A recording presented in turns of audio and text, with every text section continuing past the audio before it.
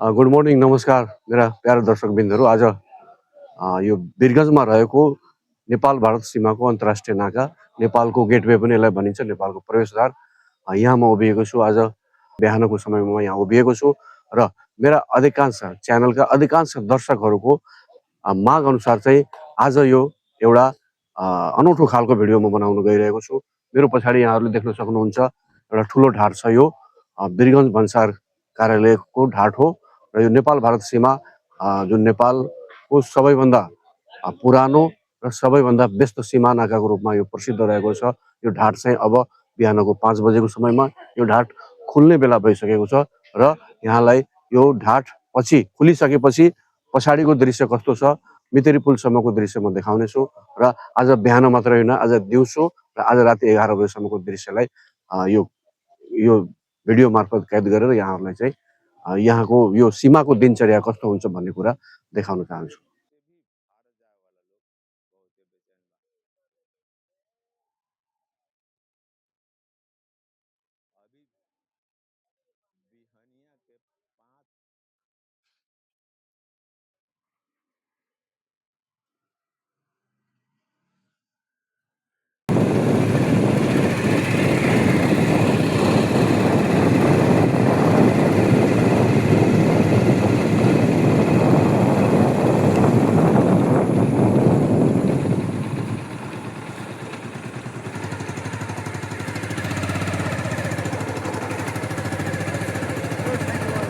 र अब ढाड खुलिसकेपछि ठ्याक्कै म चाहिँ यो नेपाल प्रवेशद्वार भनेर प्रसिद्ध रहेको शङ्कराचार्य प्रवेशद्वार, यो भारतका जगतगुरु शङ्कराचार्यको नाममा चाहिँ स्थापना निर्माण गरिएको यो प्रवेशद्वार हो र यो करिब 4 दशक पुरानो प्रवेशद्वार हो।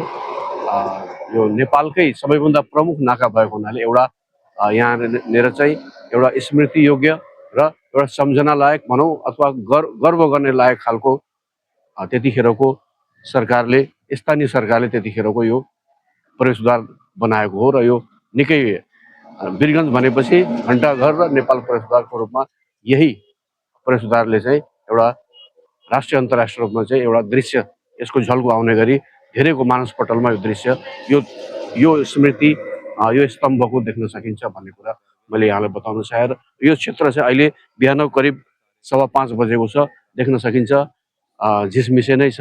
यताबाट सूर्योदय पनि हुँदैछ केही बेरमा र यो दृश्य यहाँलाई देखाउँदैछु मैले र कतिको चहल पहल छ देख्न सकिन्छ। दुवै तर्फबाट सवारी साधनहरू, विशेष गरी यात्रुवाहक सवारी साधनहरूको आवागमन चाहिँ एकदमै तीव्र रूपमा भइरहेको छ।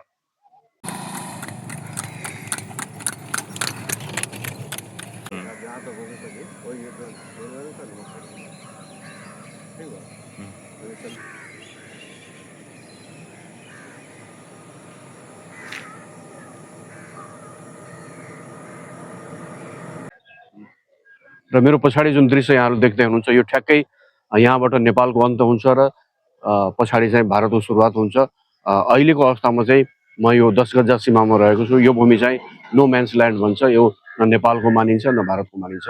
यहाँ पछि जुन बाटो जाँदैछ यो ठ्याक्कै रक्सौलमा पुग्छ र रक्सौल धेरै नेपालीले चाहिँ किनमेलको लागि सम्झिन्छन् यो ठाउँलाई। कतिपय हाम्रा दर्शकहरू अझै पनि यो ठाउँमा आउनु भएको छैन होला र उहाँहरूको सुविधाको लागि म के भन्न चाहन्छु भने नेपालको र यो वीरगन्ज अर्थात् पारितर्फ उत्तरतर्फ नेपालको वीरगन्ज रहेको छ भने यता पछाडि दक्षिणतर्फ भारतको रक्सौल रहेको छ।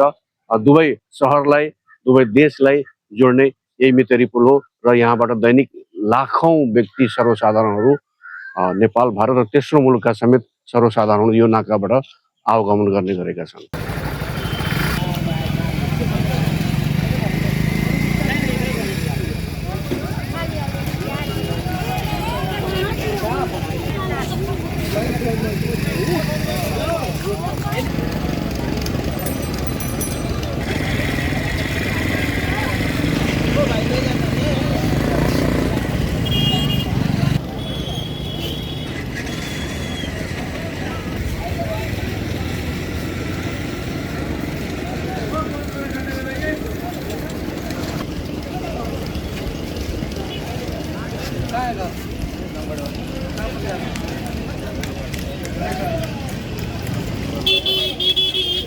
कहाँ पर जा रहे हैं? क्या करने के लिए अस्पताल।